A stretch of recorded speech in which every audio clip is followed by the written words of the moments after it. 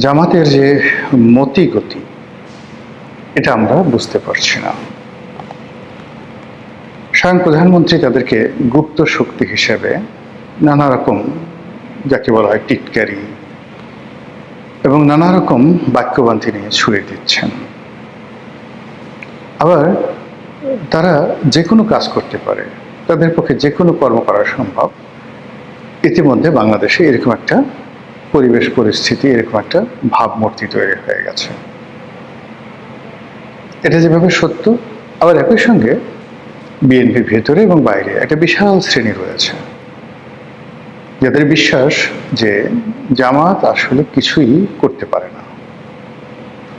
জামাতের যে ক্ষমতা, সেই ক্ষমতাটা হলো একটা, যাকে বলা হয় ফুলিয়ে ফাঁপিয়ে দেখানোর মতো একটা ক্ষমতা। যত বর্ষণ করে তত গর্জন করে না, বা যত গর্জন করে তত বর্ষণ করে না। এই যে প্রবাদ বাক্য, এই প্রবাদ বাক্যটির সঙ্গে জামাতের ভীষণ রকম মিল আছে। আপনারা জানেন যে 2013 এবং 2014 সনে সরকার বিরোধী প্রবল আন্দোলন হয়েছিল আওয়ামী লীগের বিরুদ্ধে, জামাত এবং বিএনপি। ঠিক ওই সময়টিতে বিএনপি কায় মনোবাক্যে নির্ভর করেছিল জামাতের উপর, তাদের সাংগঠনিক ক্ষমতা, এবং তারা মনে করতো বিএনপি ওই সময় যে সারা বাংলাদেশে তাদের যে ক্যাডার ভিত্তিক রাজনীতি আছে, তাদের যে অর্থ আছে এবং আরও অনেক ক্ষমতা আছে, সেই ক্ষমতা দিয়ে 2014 সনে যে নির্বাচনটি হলো, সেই নির্বাচনটি মূলত তারা ঠেকিয়ে দিতে পারবে। সেই নির্বাচন ঠেকানোর জন্য যা কিছু করা দরকার বিএনপি করেছে, কিন্তু তার সঙ্গে সঙ্গে তাদের নির্ভরতা ছিল জামাতের প্রতি। এরপরে যখন আবার আওয়ামী লীগ সরকার ক্ষমতায় এলো, তারপর আরেকটি জ্বালাও পোড়াও হলো।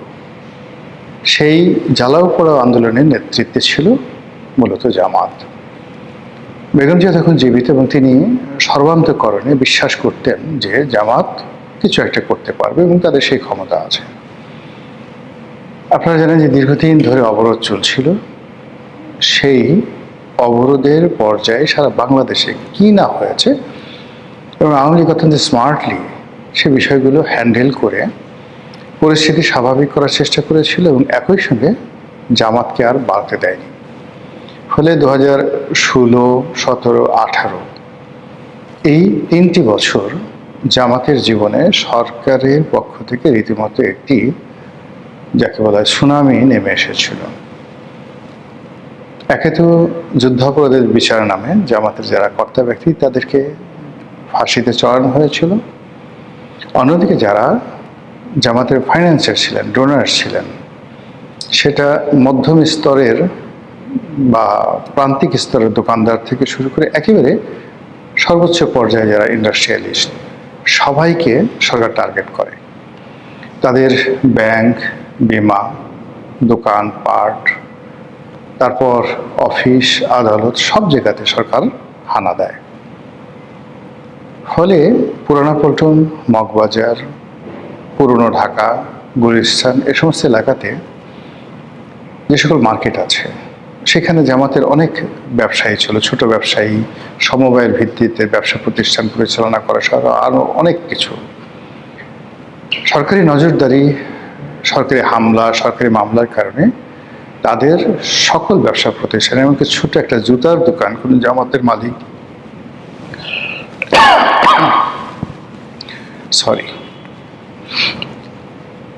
যে জুতার দোকানের মালিক চালাতেন, সেটার উপরও আওয়ামী লীগ সরকার রীতিমতো হামলে পড়ে। এর ফলে কি হলো, জামাতের যে অর্থনৈতিক ভিত্তি সেটি তছনছ হয়ে যায়। তাদের ইসলামী ব্যাংক হাসপাতাল, তাদের ইবনে সিনা ট্রাস্ট, তাদের ইসলামী ব্যাংক থেকে শুরু করে সব কিছু। ফলে বলতে গেলে 2018 সনের পর জামাত একটা সত্যিকার অর্থে একটা গুপ্ত রাজনীতিতে তারা একটা পারঙ্গমতা অর্জন করে। সরকারের সাথে কোনো কন্ট্রাডিকশন না গিয়ে, কোনো কনফ্লিক্টে না গিয়ে সরকার যা কিছু করছে ওটাকে মেনে নিয়ে বিকল্প পন্থায় বা পদ্ধতিতে তারা শক্তি অর্জন করতে করতে দেখা গেল শেখ হাসিনা যখন একেবারে ক্ষমতার শীর্ষে পতনের আগে আগে, তখন ছাত্রলীগ, যুবলীগ, আওয়ামী লীগ, প্রধানমন্ত্রীর কার্যালয়, সচিবালয়, বিচার অঙ্গন, এমনকি সেনাবাহিনীর মধ্যে জামাত এবং জামাত মাইন্ডেড যারা লোকজন, তাদের যে বিস্তার এবং বিস্তৃতি ব্যাপকভাবে তারা ঘটিয়ে ফেলল। এবং তারা শুধুমাত্র এখানে ঘটানো থেকে শুরু করা নয়, দেশের রাজনীতি, অর্থনীতি, সমাজনীতি, পত্রিকাগুলো, সংবাদপত্র, সব জায়গাতেই তাদের একটা প্রচ্ছন্ন প্রভাব তৈরি হয়ে গেল। এর প্রেক্ষিতে যখন শেখ হাসিনার পতন হলো, সঙ্গে সঙ্গে ডক্টর ইউনূস যে ক্ষমতায় এলেন, তাকে সব রকম লজিস্টিক সাপোর্ট দেওয়ার মতো মেশিন অ্যান্ড মেশিনারিজ, অথবা যে ধরনের মেধা দরকার, প্রকল্প দরকার, লোকবল দরকার, সব কিছু নিয়ে জামাত বন্ধুত্বের যে হাত বাড়ালো ডক্টর মোহাম্মদ ইউনূস, তিনি মনে করলেন এই বিপদের দিনে এটা তার জন্য একটা বিরাট সাহারা বা সহায়। তো জামাতের সেই সহায় এবং সহযোগিতা নিয়ে ডক্টর মোহাম্মদ ইউনূস বেশ কিছুদিন ভালোই চলছিলেন। কিন্তু সমস্যা হয়ে গেল, সারা বাংলাদেশে চাঁদাবাজি, একের পর এক মব ইত্যাদি কারণে পুরো পরিবেশ পরিস্থিতি সরকারের নিয়ন্ত্রণের বাইরে চলে যায়। এবং ঠিক ওই সময়টিতে জামাত হয়তো ডক্টর মোহাম্মদ ইউনূসকে অনেক বুদ্ধি দিয়েছেন, পরামর্শ দিয়েছে, কিন্তু তারা মানে আইদার সরকার অথবা জামাত, তারা প্রশাসনে, জনমত গঠনে এবং দেশের মানুষকে সরকারমুখী করে রাখা অথবা ডক্টর মোহাম্মদ ইউনূসের প্রতি বিশ্বস্ত রাখার ক্ষেত্রে কার্যকরী ভূমিকা পালন করতে পারেনি। এর ফলে কি হলো, ডক্টর মোহাম্মদ ইউনূস ভয় পেয়ে গেলেন। ভয় পেয়ে তিনি বিএনপির সঙ্গে একটা সমঝোতায় এলেন, যেটি আসলে ডক্টর মোহাম্মদ ইউনূসের যে লন্ডন বৈঠক হলো, সেই লন্ডন বৈঠকের আগে কল্পনা করা যেত না। তিনি লন্ডন থেকে ফিরে এসে মোটামুটি রাতারাতি 180 ডিগ্রি অ্যাঙ্গেলে তিনি উল্টে গেলেন। ঠিক সেই সময়টাতে ডক্টর মোহাম্মদ ইউনূসকে নিয়ন্ত্রণে রাখার জন্য জামাত মাঝে মধ্যে হুঙ্কার দিত, বড় বড় কথা বলতো, এবং তাদের যে সকল প্রক্সি টিম ছিল রাজনীতিতে, যেটা এখনো আছে, সেই প্রক্সি টিমের মাধ্যমে তারা নানা রকম বিভ্রান্তি তৈরি করা শুরু করলো। তারা কখনো জোট করলো, রাজনৈতিক জোট, কখনো বিএনপির একেবারে কিচেনে, রান্নাঘরে তাদের নিজেদের লোক ঢুকিয়ে দিল, এবং সেই লোকগুলো এখনো আছে। এরপর রাজনীতির ময়দান গরম করার চেষ্টা করলো, ডক্টর ইউনূসকে আবার বাগিয়ে আনার চেষ্টা করলো, কিন্তু আসলে হলো না। অবশ্য হতে পারতো যদি যেটা উসমান হাদির যে হত্যাকাণ্ড, এই হত্যাকাণ্ডটি না ঘটতো, আর হত্যাকাণ্ডের পরবর্তীতে প্রথম আলো ডেইলি স্টারে আগুন লাগানো থেকে শুরু করে জামাতের যে সকল পেইড এজেন্ট রয়েছে দেশের বাইরে, তারা জামাতকে বেশি উপকার করতে গিয়ে সে সকল ইউটিউবাররা, সে সকল ফেসবুকাররা, তারা পুরো দেশটাকে এতটা উত্তাল করে তুলল, এবং জামাতের দীর্ঘদিনের যে একটা নরম সরম একটা ভাবসাব ছিল, সেই ভাবসাবকে রীতিমতো একটা উগ্রতায় তারা পরিণত করে ফেললো, এবং জামাত মুহূর্তের মধ্যে একটা বন্ধুহীন দলে পরিণত হলো।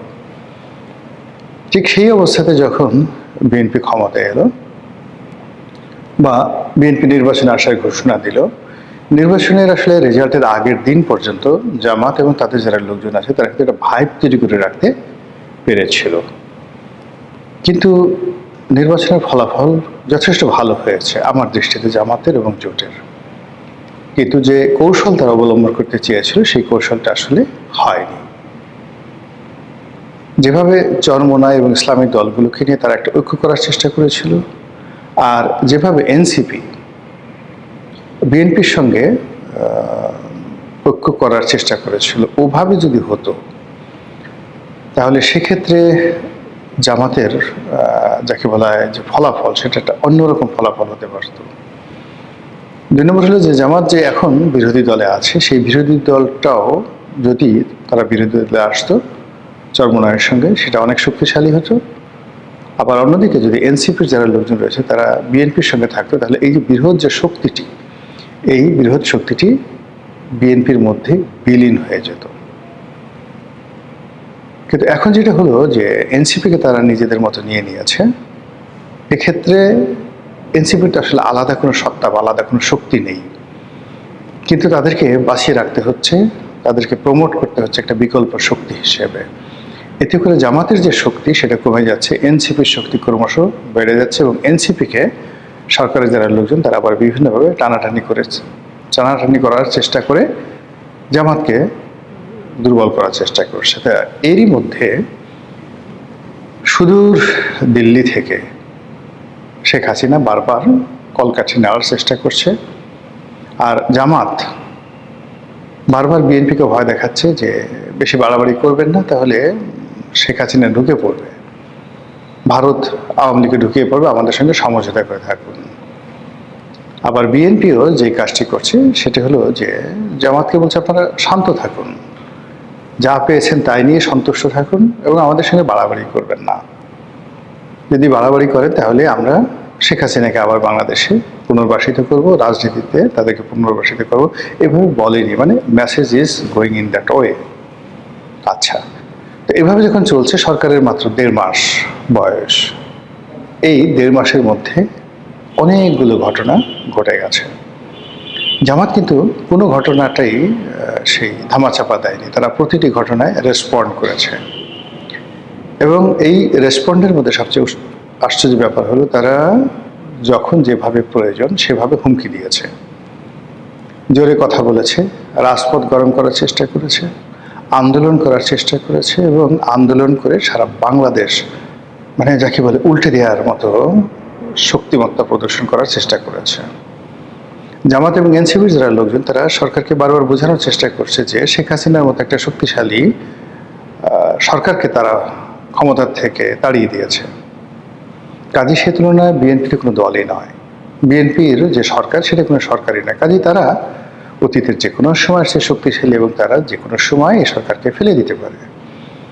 তো আমরা যারা সাধারণ দর্শক তারা এই জামাতের হুঙ্কারে যখন দেখি যে বোধহয় বাংলাদেশের অবস্থা ভালো যাবে না, জামাতে এখনই বিরাট কিছু করে ফেলবে, তারা যে রাজপথে আন্দোলন ডেকেছে এই আন্দোলন ছড়িয়ে পড়বে টেকনাফ থেকে তেঁতুলিয়া পর্যন্ত, কিন্তু জামাত মুহূর্তের মধ্যে তাদের কণ্ঠ নামিয়ে আবার সুরেলা শব্দে মিহি গলায় চিকন গলায় তারা আবার সরকারের গুণগান করছে, পার্লামেন্টকে সচল রাখার চেষ্টা করছে এবং এই যে মাছ ধরি মাছ না ছুঁই প্রাণী, এইরকম একটা রাজনীতির মাধ্যমে আমাদের যে রাজনীতি এবং সরকার তাদেরকে তারা যথেষ্ট বিব্রত এবং যথেষ্ট দুর্বল করে ফেলছে ডে বাই ডে। ফলে এই যে জামাতের যে আপনি দেখবেন যে একটা এলাস্টিসিটি থাকে, আপনি সবসময় খুব জোরে কথা বলবেন, ক্রাউড দেখাবেন, লাউড ভয়েস করবেন, ইট মিনস আপনি দুর্বল ব্যক্তি। আবার জোরে কথা বলবেন না, অতিশয় ভদ্রতা দেখাবেন, এটাও কিন্তু ভালো লক্ষণ নয়। কিন্তু আপনি সময় মানে প্রয়োজনের সময় আপনি আপনার কণ্ঠকে একদম 18 স্কেলে নিয়ে যেতে পারেন, আবার প্রয়োজনে আপনি ক্লাসিক বা ধ্রুপদী সঙ্গীতের মতো ধীরে ধীরে ধীরে ধীরে কণ্ঠ নামিয়ে এনে একেবারে এখানে একটা মেলোডিয়াস সাউন্ড আপনি তৈরি করতে পারবেন। তখনই আপনাকে বলবে যে এই গলার জোর আছে, এই ভদ্রলোক রেওয়াজ করে। জামাত দীর্ঘদিন ধরে সরকারের পক্ষে সরকারের বিপক্ষে, ক্ষমতার কাছাকাছি থেকে আবার সরাসরি ক্ষমতায় থেকে যেভাবে এই বাংলাদেশের রাজনীতিতে খেলছে এবং সেই খেলা এখন এই বর্তমান জনাব তারেক রহমান সাহেবের জমানাতে চূড়ান্ত পর্যায়ে আছে। সরকার যদি জামাতের খেলা বুঝতে না পারে তাহলে সম্ভবত আগামী দিনগুলোতে তারা জামাতের কৌশলের কাছে আত্মসমর্পণ করবে, পরাজিত হবে, অথবা জামাত কর্তৃক তারা বিতাড়িত হবে। বাংলাদেশের রাজনীতিতে এই মুহূর্তে কি আলোচিত হচ্ছে? দুটো বিষয়, পার্লামেন্টের ভেতরের রাজনীতি, আরেকটা হলো রাজপথের রাজনীতি। পার্লামেন্টের ভিতরে যা কিছু হচ্ছে এটাকে আবার আপনি দুই ভাগে বিভক্ত করতে পারেন। একটি হলো আমরা যা দেখছি, কি দেখছি যে জুলাই সনদ, সংস্কার প্রস্তাব ইত্যাদি বিষয়াদি নিয়ে সংসদের ভেতরে এবং বাইরে বিতর্ক হচ্ছে। বিএনপি সঙ্গত কারণে জুলাই সনদ তাদের মতো করে তৈরি করতে চাচ্ছে। তারপর সংবিধান সংস্কার সহ অন্যান্য যে সকল সংস্কার প্রস্তাব মোটামুটি তারা অ্যাগ্রি করেছিল, তার কিছু কিছু অংশ যা কিনা তাদের জন্য ভালো হবে, সেই বিষয়গুলো তারা এই পার্লামেন্টে নতুন করে তারা আবার রচনা করবেন। কিন্তু আলী রিয়াজ কমিশন বা জামাত কমিশন বা ডক্টর মোহাম্মদ ইউনূস কমিশন, তারা ৮-৯ মাস ধরে সেই যমুনাতে উপর্যুপরি একের পর এক বৈঠক করে সংবিধান সংস্কারের নামে, জুলাই সনদের নামে যে সনদ তৈরি করেছেন, যে দলিল দস্তাবেজ তৈরি করেছেন, এবং সেখানে যে স্বাক্ষর নেয়ার পরে তারা প্রধানমন্ত্রী রাষ্ট্রপতি ক্ষমতার ভারসাম্য, উচ্চকক্ষ নিম্নকক্ষ, সংবিধানের কি কি থাকবে থাকবে না, ৭১ এবং ২৪ এবং ৪৭ একই সমান্তরালে কিভাবে আগাতে পারে, এই যে মাস্টার প্ল্যান এবং ব্লু প্রিন্টগুলো তাদের ছিল, ওটা এখন বিএনপি কোনো অবস্থাতেই মানতে পারছে না বা মানতে চাচ্ছে না। অন্যদিকে জামাত এবং জামাতে যারা লোকজন রয়েছে, তাদের বট বাহিনী রয়েছে, তারা মনের দুঃখে, রাগে, ক্ষোভে, ক্রোধে যা মুখে আসে তাই বলে যাচ্ছে। এটা গেল প্রকাশ্য, কিন্তু পর্দার আড়ালে সবাই যেটা বলার চেষ্টা করছে যে এই যে নির্বাচনটা হলো, এটি মূলত একটা সমঝোতার নির্বাচন।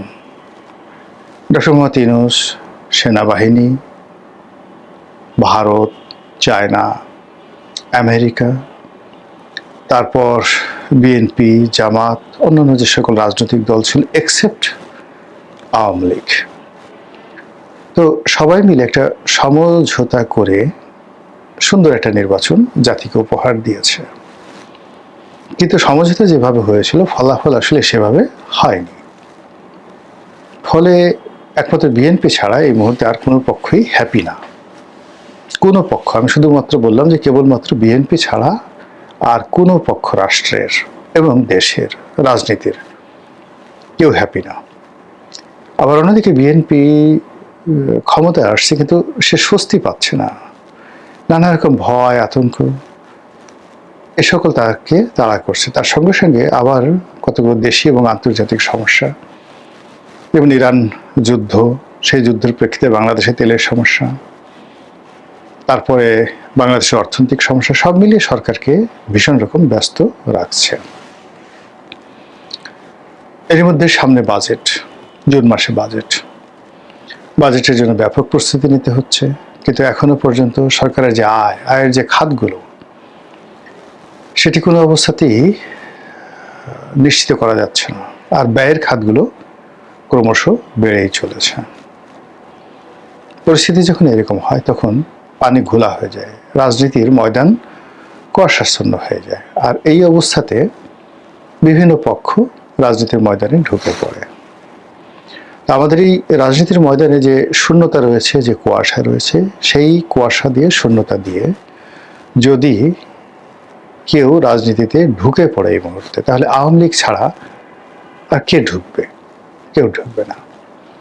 তো আওয়ামী লীগের একটা অংশ বাংলাদেশে আছে, তারপর আওয়ামী লীগের একটা বিরাট অংশ দিল্লিতে আছে, দেশের অন্যান্য দেশে আছে, জেলখানাতে আছে, জেলের বাইরে আছে। যখন তারা ঢুকবে, তারা কি ধীরে ধীরে পিঁপড়ের মতো আস্তে আস্তে ঢুকবে, নাকি সুনামির মতো, ঝড়ের মতো ঢুকবে? তারা কি একজন একজন করে অনেকটা গেরিলা কায়দায় ঢুকবে, নাকি প্রচণ্ড ঝড়ের গতিতে দল বেঁধে একত্রে ঢুকবে? এই বিষয়গুলো নিয়ে আলোচনা করব। দ্বিতীয়ত হলো যে এই যে তারা যে ঢুকবে, এটি কিভাবে ঢুকবে, এই বিষয়টা নিয়ে আগে প্রথমে শুরু করি। প্রথমত হলো যে আপনারা জানেন যে ভারত আমাদের দেশের রাজনীতিতে অতি গুরুত্বপূর্ণ একটি শক্তি বা নিয়ামক। আমরা যতই বিরোধিতা করি, সেক্ষেত্রে বিএনপি বলেন, জামাত বলেন, অন্যান্য রাজনৈতিক দল বলেন, গোপনে প্রকাশ্যে তারা কিন্তু ভারতের বন্ধুত্ব বা সহানুভূতি কামনা করে আসছে। দ্বিতীয় ক্ষমতাধর রাষ্ট্র হল আমেরিকা। আওয়ামী লীগ তাদের কার্যকালে পুরো সময়টা ভারতকে খুশি রেখেছে, ভারতের বিশ্বস্ততা অর্জন করেছে এবং ভারত যে কোনো বিচারে আওয়ামী লীগের উপর নির্ভর করে, ডিপেন্ড করে। তো এই যে ভারতের উপর আওয়ামী লীগের বিশ্বস্ততা, আওয়ামী লীগের উপর ভারতের বিশ্বস্ততা, এটা এখনো আছে। যদি না থাকতো তাহলে শেখ হাসিনা এবং অন্যান্য যারা আছেন তাদের সবাইকে ভারত যেভাবে আশ্রয় দিচ্ছে, প্রশ্রয় দিচ্ছে, সহযোগিতা করছে এবং কেবলই মাত্র আওয়ামী লীগের জন্য ডক্টর মোহাম্মদ ইউনূসের মতো একজন বিশ্ববরেণ্য ব্যক্তি বাংলাদেশের ক্ষমতায় 17 মাস থাকা সত্ত্বেও তাদের দিকে ফিরে তাকায়নি। তো কাজেই বাংলাদেশের রাজনীতিতে আওয়ামী লীগকে ওয়াকওভার দেওয়ার জন্য, আওয়ামী লীগের অনুপ্রবেশ ঘটানোর জন্য, আওয়ামী লীগের প্রত্যাবর্তন নিশ্চিত করার জন্য ভারত করছে না এমন কোনো কর্ম নেই। তারা যত রকম পলিসি লেভেল আছে, যত রকম চাপ আছে, তাপ আছে এবং তাদের যত সফট পাওয়ার আছে, এটা তারা করছে। এবং ইরানের এবং আমেরিকার যদি যুদ্ধটা না হতো, এতদিন মানে ভারতের চাপে আমরা দিশাহারা হয়ে পড়তাম। এই যুদ্ধের ফলে সারা পৃথিবী এখন ইয়ানফসি করছে। ভারত নিজেরাই তাদের সমস্যা নিয়ে ভীষণ রকম চিন্তিত, বিব্রত। কাজে এই যুদ্ধের কারণে তারা বাংলাদেশের বিষয়ে, শেখ হাসিনার বিষয়ে, আওয়ামী লীগের বিষয়ে তারা স্থিরভাবে সিদ্ধান্ত নিতে পারছে না। কিন্তু তারপরেও কিন্তু তাদের কূটনীতি থেমে নেই। পরিস্থিতি যখন স্বাভাবিক হবে, ভারত এখানে যা কিছু করার আওয়ামী লীগকে ফিরিয়ে আনার চেষ্টা করবে। বিকল্পভাবে তারা বিএনপির সঙ্গে সম্পর্কটা রক্ষা করবে কেবলমাত্র আওয়ামী লীগকে ফিরিয়ে আনার জন্য। এবং এর জন্য বিএনপির মাথায় হাত দেওয়া দরকার, পিঠে হাত দেওয়া দরকার, বিএনপিকে যে কোনো সুযোগ সুবিধা দেওয়া দরকার, তা সেটা করবে। এবং তারা জানে যে আওয়ামী লীগ যদি কোনো মতে রাজপথে নামতে পারে, বাংলাদেশে একবার যাকে বলা হয় প্রবেশ করতে পারে, এবং শেখ হাসিনা যদি বাংলাদেশে এসে জেলখানাতেও যায়, তবুও আওয়ামী লীগের যে শক্তি, এই শক্তি হবে দুর্নিবার, এই শক্তি হবে অজেয়, এই শক্তি হবে নিয়ন্ত্রণহীন। একাগারের সময় শেখ হাসিনা, খালেদা জিয়া দুজনেই জেলখানাতে ছিলেন। আবার এখন যদি শেখ হাসিনা জেলখানাতে থাকেন, ওই জেলখানাটি একটা তীর্থ কেন্দ্রে পরিণত হবে, যেখানে তাকে রাখা হবে তার চারিপাশে হাজার হাজার নেতাকর্মী আলু, পটল, বেগুন নিয়ে ঠিক সেই 111-এর মতো তারা বসে থাকবে। এটি সরকারের জন্য একটা বিরাট অস্বস্তিকর পরিস্থিতি হবে এবং এর মধ্যে যত ঘটনা ঘটবে সেটিকে আওয়ামী লীগ ক্যাশ করার চেষ্টা করবে। এবং এই সুযোগটাই আসলে ভারত দিতে চাচ্ছে আওয়ামী লীগকে, এবং আওয়ামী লীগ সেইভাবেই নিজেদেরকে তারা প্রস্তুত করছে। তাদের অর্থ আছে, টাকা আছে, কানেক্টিভিটি আছে, সরকারের বিভিন্ন জায়গাতে তাদের লোকজন আছে এবং একই সঙ্গে আন্তর্জাতিক কানেক্টিভিটি আছে। তো সেইগুলো যখন একত্রে কাজ করবে, তখন আওয়ামী লীগের যে ফিরে আসার গতি, এটি হবে অনেকটা সুনামির মতো, মরুঝড় সাইমুমের মতো। দ্বিতীয় বিষয় হলো যে শহীদ প্রেসিডেন্ট জিয়াউর রহমান যেভাবে তার প্রয়োজনে আওয়ামী লীগকে এনেছিলেন, তার প্রয়োজনে শেখ হাসিনাকে এনেছিলেন, তার প্রয়োজনে আওয়ামী লীগকে রিভাইভ করেছিলেন, তার প্রয়োজনে আওয়ামী লীগের বিভিন্ন গ্রুপকে একত্রে বসানোর চেষ্টা করেছিলেন এবং তৎকালীন ডিজিএফআই দ্বারা আওয়ামী লীগের সব নেতাকর্মীদেরকে তিনি অর্থনৈতিকভাবে সাহায্য সহযোগিতা করার চেষ্টা করেছিলেন। এটা রাজনীতির জন্য দরকার ছিল। ঠিক একই অবস্থা যদি তার পুত্রের ক্ষেত্রে ঘটে, দেশের সার্বিক পরিবেশ পরিস্থিতি যদি এমন হয়ে যায় যখন তার একজন শক্তিশালী প্রতিদ্বন্দ্বী লাগবে বা রাজনৈতিক প্রতিপক্ষ লাগবে, সেক্ষেত্রে আওয়ামী লীগের বিকল্প নেই। তাহলে সরকারের প্রণোদনায় আওয়ামী লীগ ফিরে আসতে পারে এবং সেই ফিরে আসাটা হবে তাও ঝড়ের গতির মতো। সরকার বিরোধী যে পক্ষগুলো আছে, জামাত এবং অন্যান্য যে রাজনৈতিক দল, তারাও আওয়ামী লীগের দ্বারস্থ হতে পারে, অথবা আওয়ামী লীগ সরকারকে বিপর্যস্ত করার জন্য জামাতের সঙ্গে হাত মিলাতে পারে। এবং এটার সম্ভাবনা খুবই বেশি, খুবই বেশি। এখানে দুটো জিনিস দেখেন, সেটা হলো বিএনপির একটা ব্রুট মেজরিটি আছে, জনপ্রিয়তা আছে, কিন্তু ভারতের সাথে সম্পর্ক, পাকিস্তানের সম্পর্ক, আমেরিকার সাথে সম্পর্ক, এই সম্পর্কের ক্ষেত্রে বিএনপির সাথে জামাত এগিয়ে আছে। অর্থাৎ পাকিস্তানের সাথে সম্পর্ক, তুরস্কের সাথে সম্পর্ক, মুসলিম বিশ্বের সাথে সম্পর্ক, আমেরিকার সাথে সম্পর্ক, আপনি জামাতকে যদি 100 নম্বর দেন, বিএনপিকে 10 নম্বর দিতে হবে। আবার এই রাষ্ট্রগুলোর প্রায় সকলের সঙ্গে আওয়ামী লীগের সম্পর্ক আছে। চীনের সাথে আছে, পাকিস্তানের সাথে আছে, তুরস্কের সাথে আছে, আমেরিকার সাথে আছে, আর অতিরিক্ত ইন অ্যাডভান্স আছে ভারতের সাথে। তো ভারতের যে মনোভাব, জামাতের ব্যাপারে যে মনোভাব ভারতের রয়েছে, যদি আওয়ামী লীগ ছাড় দেয় বা আওয়ামী লীগ সুপারিশ করে, তাহলে জামাতের সাথে দিল্লির একটা সম্পর্ক গড়ে উঠতে পারে, এবং সেটা হলে বিএনপি দুই চোখে অন্ধকার দেখবে। তখন সরকার যতই কঠোর হোক, যতই ফাঁসি দেখ, যা কিছু করুক না কেন, সেক্ষেত্রে শেখ হাসিনার যে আগমন এবং আওয়ামী লীগের আগমন, এটি বন্ধ করতে পারবেন না। এই ভিডিওর দ্বিতীয় অংশ, যে এরকম ঘটনা যখন ঘটবে, শেখ হাসিনা ততদিন জীবিত থাকবেন কিনা। ফার্স্ট থিং হলো, শেখ হাসিনার বয়স এখন প্রায় 78 বছর।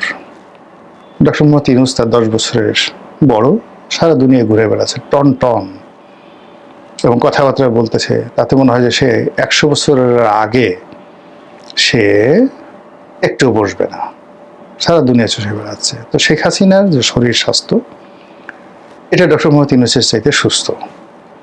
শেখ হাসিনার যে শক্তিমত্তা, তার কথার যে ধারাবাহিকতা, তার বুদ্ধিমত্তা, তার প্রখরতা এবং বয়সের কারণে যে জটিলতা নারীদের শরীরে হয়, তার একটিও শেখ হাসিনার মধ্যে নেই। বরং মনে হচ্ছে ক্ষমতা হারিয়ে তার বুদ্ধি বেড়ে গেছে, ক্ষমতা হারানোর পরে তার সাহস বেড়ে গেছে। এবং কলকাতাতে, দিল্লিতে এই যে আওয়ামী লীগের নেতাকর্মী যারা আছে, তাদের সঙ্গে কথা বলতে গিয়ে তিনি যে দৃঢ়তা দেখাচ্ছেন, এটি তার যারা প্রতিপক্ষ, রীতিমতো তাদেরকে অবাক করছে। তো সেক্ষেত্রে যদি বিধাতার ডাক না আসে, আল্লাহর ডাক না আসে, আল্লাহ যদি হজরত আজরাইল আলাইহিস সালামকে শেখ হাসিনার কাছে না পাঠান, যে জানটা কবজ করে নিয়ে আসুন, তাহলে শেখ হাসিনা এখন যে অবস্থা, যদি অসুস্থতা না হয়, তিনি হয়তো 100 বছর বাঁচলেন। মাহাথির মোহাম্মদ এখন 100 চেয়ে বেশি বয়স, পরিপূর্ণভাবে সুস্থ আছেন। তো রাজনীতিতে যদি এখন 78 বছর বয়স ধরেন, সেখান থেকে যদি আপনি 100 বছর বয়স ধরেন, তাহলে এখনো কত বছর? 28 বছর, 28 ইয়ার্স। বাদ দেন 90 বছর পর্যন্ত যদি থাকে, তবু তো 12 বছর। রাজনীতি এত জটিল একটা বিষয়, এখানে তো 12 সেকেন্ডের যে মূল্য, 12 সেকেন্ডে তছনছ হয়ে যায়, 12 মিনিটের দরকার হয় না। তো সেক্ষেত্রে কিভাবে কি ঘটবে আগামীতে, একমাত্র আল্লাহ রাব্বুল আলামিন জানে। এখন যেভাবে দেশের গড় আয়ু বৃদ্ধি পাচ্ছে, যেভাবে আল্লাহ শেখ হাসিনাকে সুস্থ রেখেছেন, যেভাবে শেখ হাসিনা কথাবার্তা বলে যাচ্ছেন, এতে তো আসলে বজ্রপাত ছাড়া মানে শেখ হাসিনার ইমিডিয়েট মৃত্যু সম্ভব হচ্ছে না।